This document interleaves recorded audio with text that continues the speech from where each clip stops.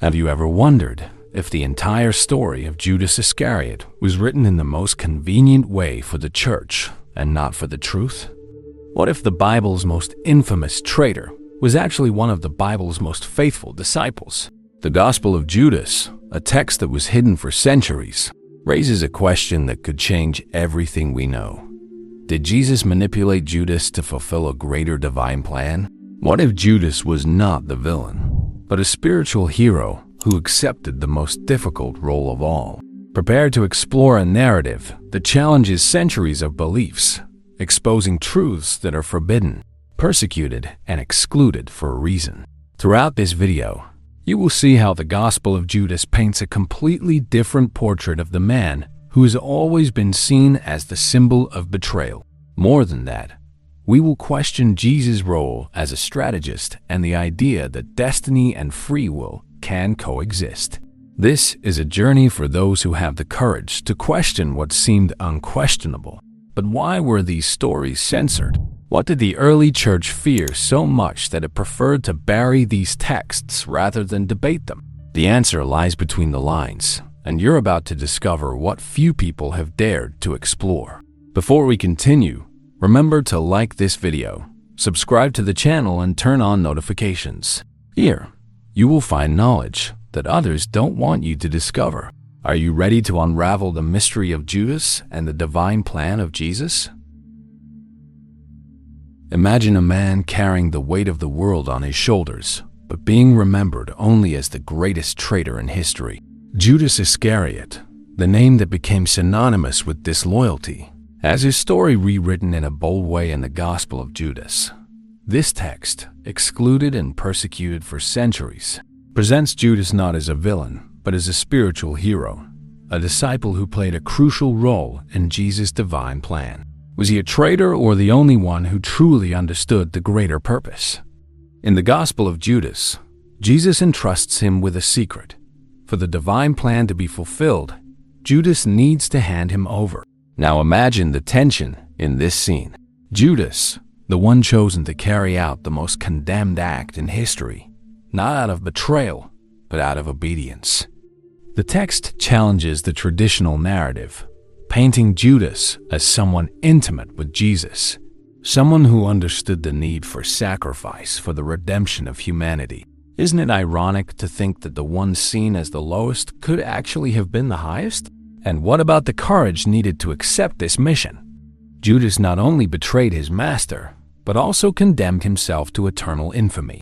What kind of loyalty is this, which requires sacrificing even one's own reputation and salvation?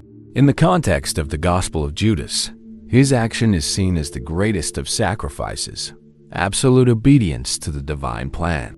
But this vision, of course, was too uncomfortable to be included in the official canon, where heroes and villains needed to be clearly delineated. The deletion of this text raises uncomfortable questions. If Judas was so close to Jesus, why has his image been distorted over the centuries?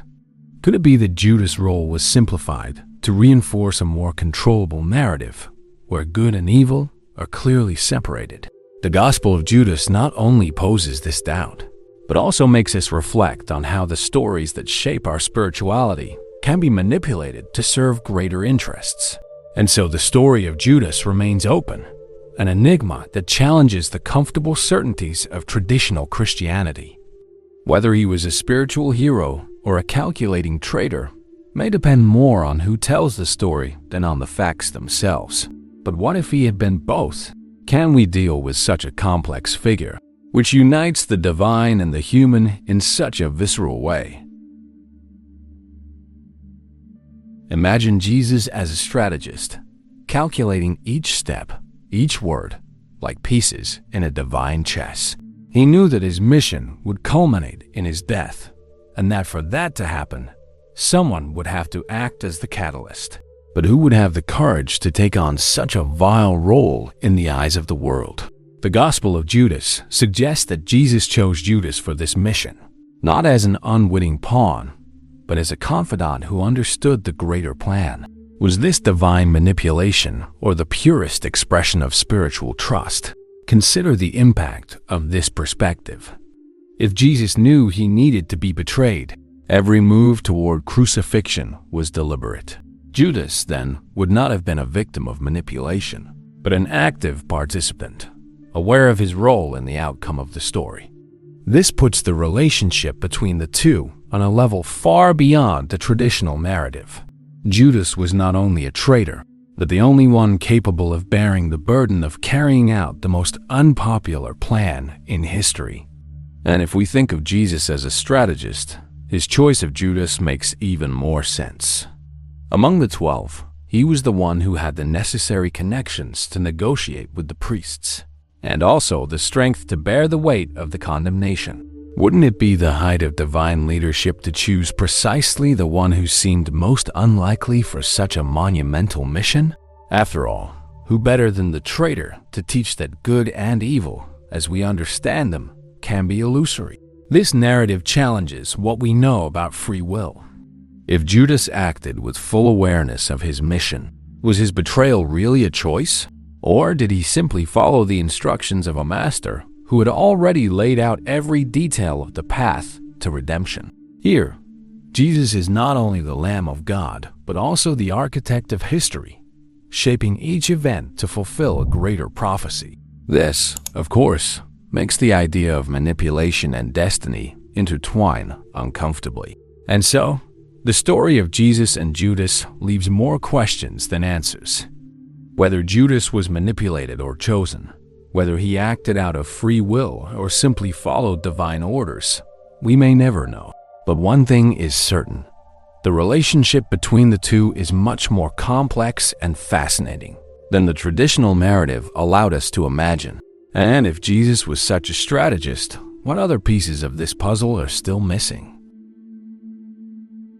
Imagine living with the feeling that your choices are not really yours, but parts of a script that was written long before you were born. This is the essence of Judas' dilemma. Was he an agent of free will or merely an instrument of inevitable divine prophecy? Scripture points to a Messiah who would be betrayed, but the Gospel of Judas insinuates that this betrayal was not a moral failure, but a necessary fulfillment of destiny. In this cosmic game, did Judas have any choice? Think about Jesus' words during the Last Supper: "One of you will betray me." This statement was not a warning, but a declaration of something that had already been decided.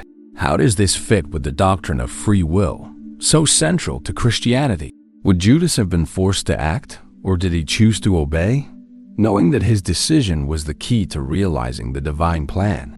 The conflict between destiny and personal choice is as old as the idea of faith itself, but it has never been more poignant than in the story of Judas. Now consider the theological tension this dilemma provokes.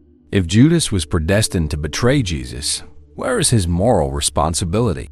And if he had a choice, but was driven to act by circumstances beyond his control, was he really free? The traditional narrative attempts to resolve this by attributing to Judas both guilt and agency. But the Gospel of Judas challenges this view, suggesting that he acted as a faithful servant rather than a deliberate villain. This debate is not only religious, but also philosophical. Destiny and free will have been central themes in cultures and mythologies around the world. From the Greek gods who controlled human destiny to Gnostic beliefs about cosmic forces shaping our lives, the idea that we are bound by something greater than ourselves persists. In the case of Judas, this tension reaches a critical point as it questions not only his history, but the very structure of Christianity. And so, the story of Judas continues to provoke us. Was he a prisoner of a divine plan or a man who chose sacrifice with full knowledge? We may never be able to answer this question definitively, but as we explore these layers of meaning, we begin to see that Judas's dilemma is, in fact, the dilemma of all of us. How far does our freedom go in the face of greater forces? Imagine a time when Christianity was still in its infancy, a mosaic of divergent beliefs vying for the true message of Jesus. In this tumultuous scenario, the Gnostic Gospels emerged as an intriguing but dangerous alternative. Texts such as the Gospel of Judas presented a radically different vision of the role of Judas and the mission of Jesus. proposing a hidden knowledge reserved for the few who could understand the divine mysteries. Naturally, these ideas were a direct threat to the nascent authority of the early church. The Gospel of Judas stands out not only for what it says, but for what it symbolizes: a rebellion against the official narrative. While the canonical Gospels painted Judas as a villain, this text transformed him into an enlightened confidant, one who received the secret of redemption from Jesus. This perspective called into question the church's control over the interpretation of Christ's teachings. After all, if salvation depended on forbidden knowledge, and not on official rituals and dogmas, what would be the role of the ecclesiastical hierarchy? Now imagine church leaders dealing with this challenge. To consolidate their authority, they needed to eliminate any views that weakened their position. Gnostic texts, such as the Gospel of Judas, were considered dangerous precisely because they suggested that divinity was within each individual, accessible only through self-knowledge. This idea made the clergy redundant and threatened to dismantle the foundations of institutional power. It's no surprise that these texts were quickly deleted, censored, and, in many cases, literally buried. But the exclusion was not enough to erase the influence of the Gnostic Gospels. For centuries, the ideas contained in them continued to circulate in secret, finding an echo in esoteric and heretical movements that challenged the church at different moments in history. The power conflict that began in early Christianity lasted for eons, with the church struggling to silence the voices that insisted that spiritual truth could not be monopolized. And then the question arises, what could these texts teach us today if they had not been deleted?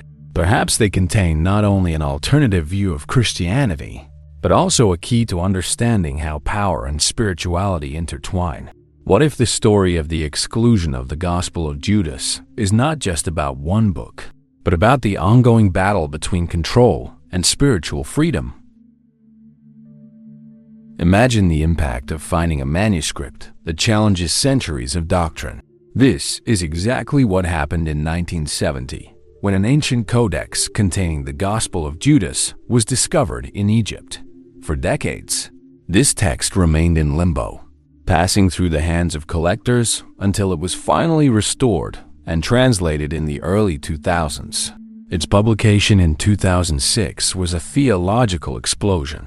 Here was a version of the Judas story that turned the traitor into a essential part of the divine plan, causing an earthquake in traditional interpretations of the Bible. The archaeological impact of this discovery cannot be underestimated. Carbon-14 dating of the manuscript placed its creation in the 2nd century AD, placing it in a critical period of early Christianity. This means that the Gospel of Judas coexisted with the canonical Gospels, offering an alternative vision that was deliberately excluded and persecuted.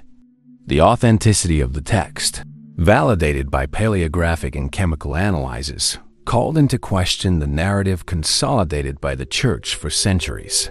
From a theological point of view, the Gospel of Judas reignited ancient debates about the nature of Jesus, Judas, and the role of betrayal in the divine plan.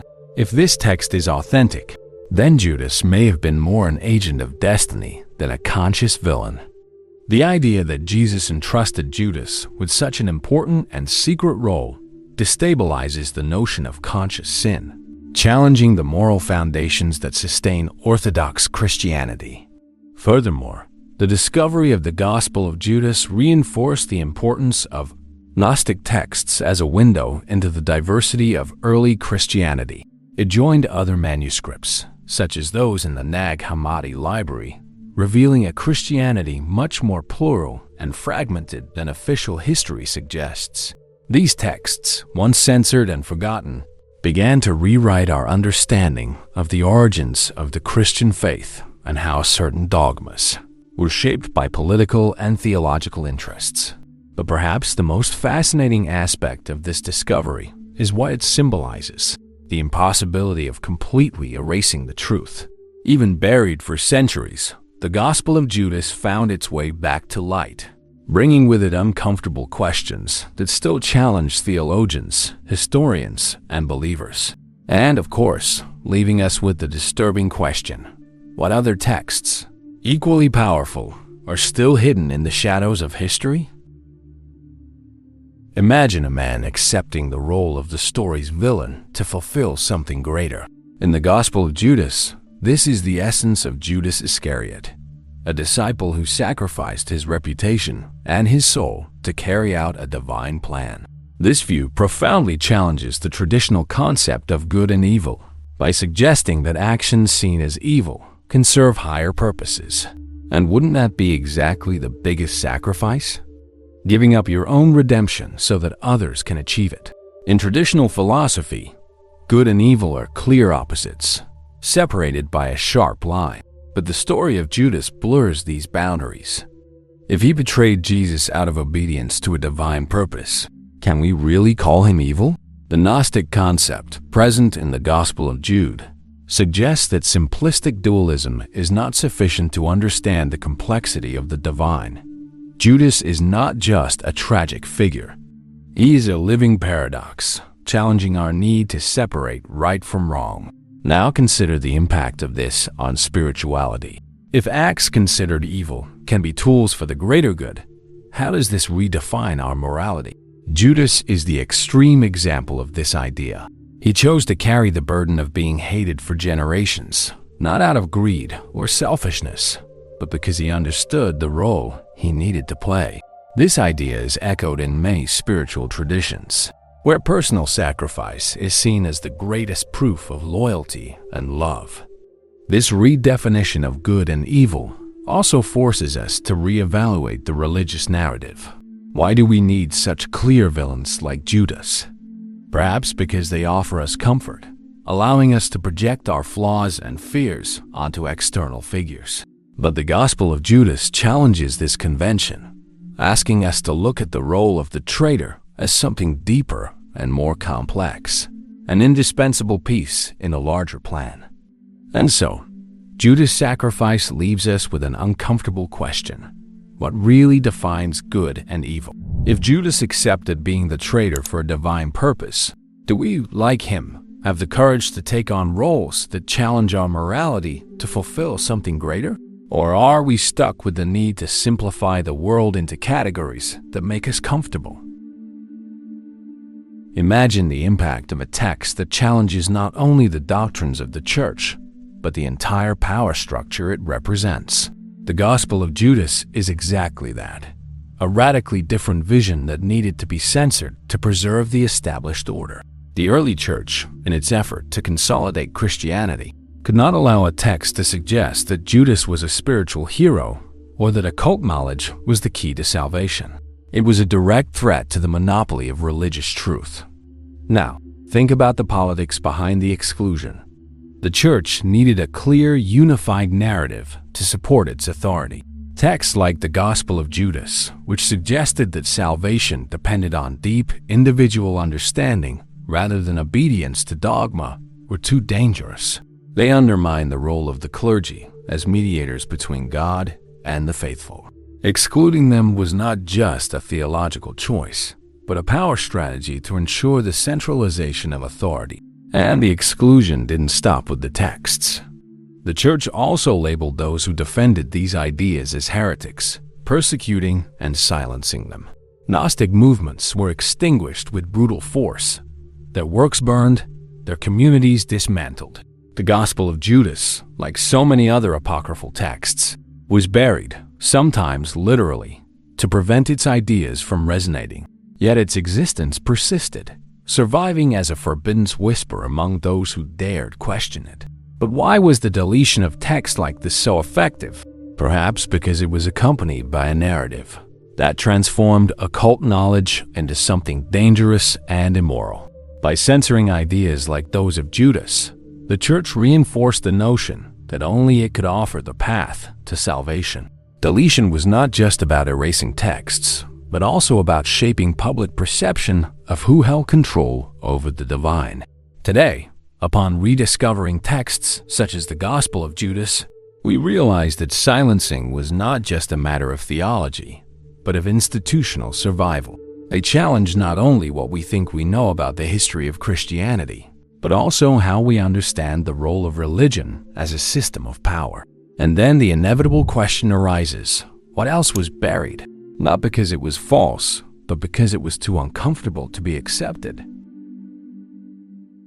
Imagine looking at the story of Judas with new eyes, not as the villain we were taught to hate, but as a complex, courageous, and perhaps indispensable figure. The Gospel of Judas invites us to reevaluate not only the role of Judas, but the very structure of our beliefs. It's a reminder that history, especially religious history, is shaped by those who have the power to tell the narratives. And often, these narratives are more about control than truth. Throughout this dive, we saw how Judas was transformed from disciple to traitor, and how his exclusion from his alternate history served a greater purpose, consolidating the authority of the early church. But is it that simple? Or does Judas symbolize something greater? The tension between destiny and free will, good and evil, control and freedom. The Gospel of Judas does not give us easy answers, but challenges us to ask difficult questions. These excluded, persecuted, and censored texts were not eliminated because they lacked value, but because they had power. They offered a vision that challenged institutions, placing self-knowledge and spiritual responsibility above obedience to external authority. That's why they continue to resonate, even centuries after they have been buried. They remind us that the search for truth often means confronting what is most uncomfortable. So what do we do with this knowledge? Will we dismiss it as yet another historical curiosity? Or will we use it to rethink the structures that have shaped our beliefs? Judas, the traitor, could be much more than that. Perhaps it is the symbol of a hidden truth that we are only now beginning to rediscover. A truth that does not ask us to blindly believe, but that dares to invite us to question. And here is the greatest mystery. If Judas was truly an agent of the divine, then what else in our sacred stories was shaped, manipulated, or silenced? We may never know all the answers, but the search in itself is an act of freedom. And so, the Gospel of Judas remains not as a forgotten text, but as an eternal reminder that the truth, no matter how hard they try to bury it, always finds a way to come back to light.